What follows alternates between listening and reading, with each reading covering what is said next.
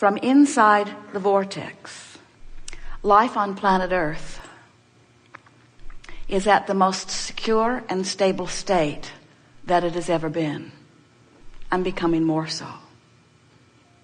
From inside the vortex, there is not anything on the planet that is broken that needs to be fixed, but there are endless things that could be improved, which makes it a continual, inspiring place for expansion.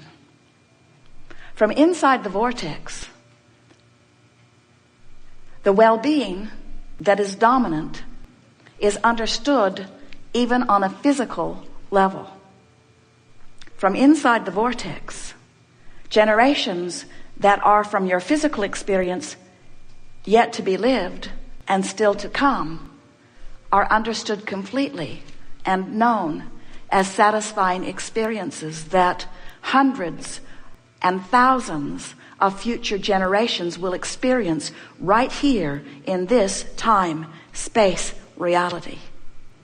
From inside the vortex, the imbalance that is being experienced in regards to economics and in regards to ecology and in regards to physical physiology, from inside the vortex, the improvement and the expansion that has been asked for is substantial enough to sustain you for more time than you have yet experienced on this planet. In other words, the eternalness that stretches out before you is something that you can count on in a physical sense here in this physical time-space reality. What we are saying to you is the well-being that you've been asking for because of the contrast that you've been living is the very thing that has put the sustaining of life on planet Earth into a place that you can count on. Every time you see something or read something that makes you fearful of your physical well-being, it puts more of the eternalness in your eternity. And the good news is, since each of you make your decision to come back as future generations from inside the vortex, you never bring any of those fears or concerns with you, which means that the balance of your physical planet is always one of enormously focused well-being. In short, we're just saying to you that the things that you find to fuss and worry about are only the things that you use to stir up more stuff to put into your vortex. But they are a figment of your imagination. You have the ability to conjure images that feel good now or conjure images that don't feel good now. And the heaven or hell that you are experiencing right here. And what it is the vibrational relationship between who you really are and that which you are allowing yourself to be here and now. This life for you over the next days, weeks, months, and years will be as good to you as you will allow it to be. If you will practice your conversation as best you can from inside the vortex, those who are around you will stand in awe and amazement at the universal forces' cooperation in helping your world to be the outstanding one that you have conjured. You didn't come forth to be the only one living that magnificent life. And through the clarity of your example, as so many of you said sitting here, you will inspire many others to the same. There could not be more love for you or more appreciation for that which you are. We want to say to you that without exception, you are living the intention that you came forth to live. And we want you to understand and to feel, if only in part, because it's a big thing for you to feel in its entirety. We want you to feel the appreciation that the source within you feels and knows for the important part of the expansion of the universe that you are involved in here. And as someone wisely said to us, it is thrilling to us to know that you are not among those that will have to wait until you croak to know the power of your creation. What we want you to reach for is, can you feel a sense of poignancy that comes from both sides of the equation? In other words, can't you feel that after a while, this vortex, good as it is, and as much as you feel it, needs a little beefing up. And aren't you sort of willing to maybe leave the vortex long enough to find another question to which you seek an answer?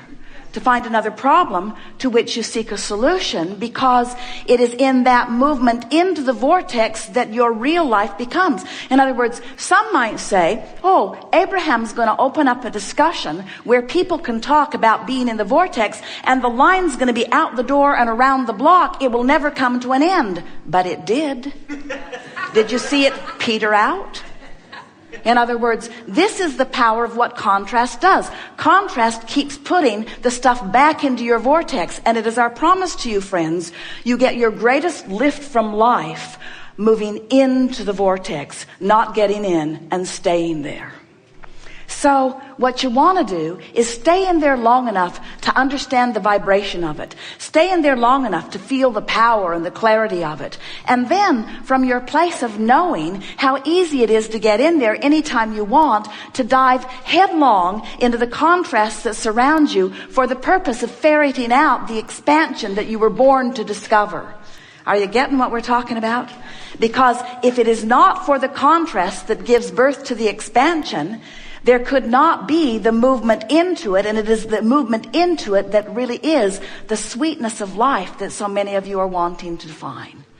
It all fits together so magnificently. You knew when you made the decision to come forth into this physical body that the diversity that surrounds you would help you to focus. And this has been a magnificent day of deliberately focusing energy.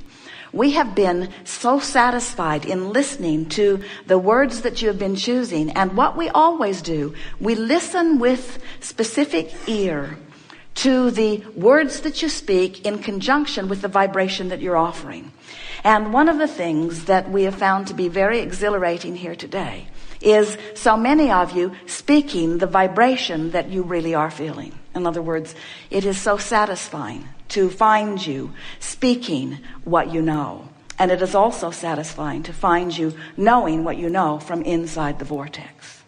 It feels to us that this gathering has reached a place of conclusion. Does it feel that way to you? We know that when you find a way of coming into alignment, which means letting go of tension, coming into alignment, which means lining up with ease, coming into alignment, which means letting go of regret, coming into alignment, which means finding self-love. When you find a way of letting go of grudges and find a way to come into alignment with the lover that you are, when you are able to come into alignment with the whole that is you, then your world will feel good right now. And after all, that's why you want everything you want, isn't it? Isn't every single thing you want, whether it's a material object or a state of being or a pile of money or a relationship or a circumstance or an event, isn't every single thing you want because you believe in the having of it you will feel better? And we just want to help you get it turned around in your own mind so that you can feel it in your own being. We just want you to remember that if you can get yourself to find a way of feeling good, regardless of what's going on. And by that, we don't mean look at awful things and feel good about them. We say find a way of feeling good no matter what's going on, which is really about focusing. It's about focusing as best you can toward what feels as good as you can find it. If you can do that, then you can train, and we mean that in every literal sense, you can train your own vibrational patterns into harmony with who you really are and what you really want. And that's what causes a releasing of tension, because that's what causes a releasing of resistance. It's resistance to who you are, meaning resistance to who you are with all of the things that you've been asking for. It's resistance to who you have become that equals negative emotion. So your negative emotion is not your enemy. Negative emotion is your very best friend, because your negative emotion is pointing right at your self-inflicted, and it is every time, self-inflicted resistance, which is the only thing that is holding you apart from who you really are and all of the things that you want. It will feel so good to you to rediscover your own personal empowerment. We see so many of you standing in a place that you don't want to be, with all kinds of uncontrollable circumstances surrounding you. You can't control your economy. You can't control your government. You can't control what's going on with terrorism and violence around. You can't control your own children. You can't control what's going on in your experience. And yet you keep feeling like if you could just control that, and if you could just control that, if you could just find the power to control those circumstances, then you would feel better. Those desires that continue to hatch within you, do you believe in your ability to receive them? When you do, those desires feel good, don't they? Do you ever have a desire? Do you hold any desires right now that you've been holding for so long they annoy you? I want to enjoy wanting this, but I've wanted it for so long, and it has been so long in not coming that now it's sort of a sore spot. I don't want to run into that friend who's going to say, hey, how about that? Did it happen? So I've been avoiding that friend. Sorry I ever told that friend that I wanted that, because that friend seems like an ever-present presence to remind me that I'm failing at this most important thing that I want. We're poking around at this with a stick to make it a little sore for you, because we want you by the end of this day to come round to feeling exhilaration about each and every so far yet unfulfilled, not yet manifested desire that you hold. We want you to feel good about those things you desire that have not come into your physical manifested experience. Because by the end of this gathering, we want you to understand why they have not come. And more important, we want you to know where to focus in order to allow them to come. But all of this is not for the purpose of helping you to manifest desires that are currently stubborn and slow in coming. The whole point of all of it is so that you can ease up on that tension that you feel in what isn't yet here. Because if you can figure out how to give yourself a break, how to ease up on the tension you feel for unfulfilled desires, if you can feel easier about things that you want that haven't come, or about things that are currently in your experience that you want not, that you can't figure out how to get rid of, if you can come to this place where you feel ease, even though the manifestation has not yet caught up with the desire, then we will have done the work that we came here to do. And we want today to show you the difference between what you think of as control or power and what we know is ultimate control and empowerment. In other words, when you are wanting to control someone, think about something all out of whack, and you are feeling bad as you are observing it. Whether it's about your world economy, whether it's about your own personal experience, something that you cannot control. There are too many moving parts, and as you attempt to control it, you can't.